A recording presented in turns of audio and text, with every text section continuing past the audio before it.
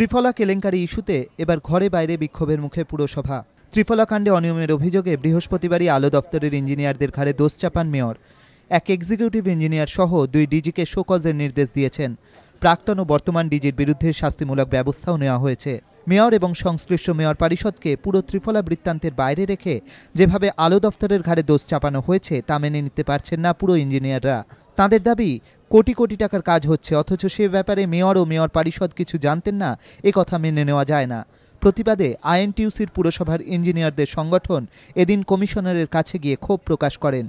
শাস্তি প্রত্যাহারের দাবি জানান। তাদের অভিযোগ, রাজনৈতিক চাপেই বলির পাঁঠা করা হয়েছে ইঞ্জিনিয়ারদের।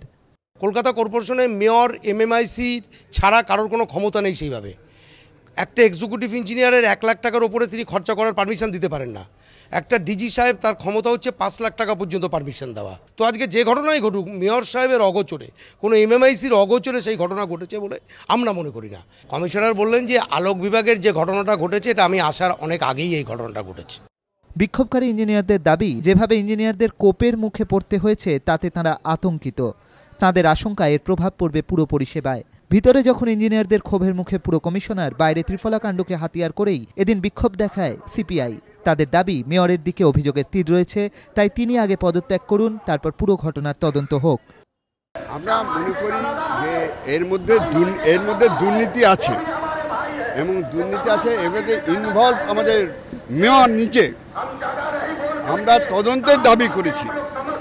আমি মনে করি যে তদন্ত হওয়া উচিত এবং তদন্ত হবার স্বার্থে, যেহেতু তার পোস্ট নিয়ে এই তদন্ত হচ্ছে, সেইখানে একজন দায়িত্বশীল লোকের যদি তদন্ত হয় তবে সেইখানে তার থাকা উচিত কিনা উনি এটা বিবেচনা করে দেখবেন।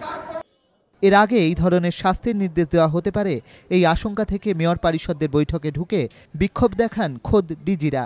এবার ফের বিক্ষোভ ইঞ্জিনিয়ারদের। ফলে পুরসভার ত্রিফলা অস্বস্তি কাটল না বলেই মনে করছে রাজনৈতিক মহল।